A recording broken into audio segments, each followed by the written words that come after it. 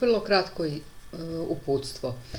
U programu Microsoft Word možemo da biramo koji ćemo font ako idemo na Home i ovde nam je lista mogućih fontova koju pretražujemo na sledeći način.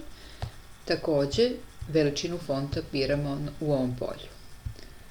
I treća stvar koja je potrebna nama za kurs jeste da u određenom tekstu vidimo koliko ima reči.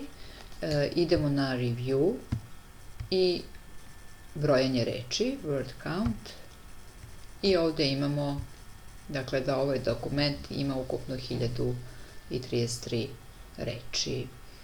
I to bi bilo to. Sve ono što nam treba. Jedino što bi možda napomenula, da u slučaju da vam se desi ovo, da obeležite deo teksta, kada idete na Review i brojanje reči, on će izbrojati tačno toliko reči koliko ste obeležili.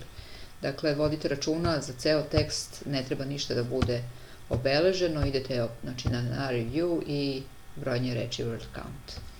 To bi bilo to.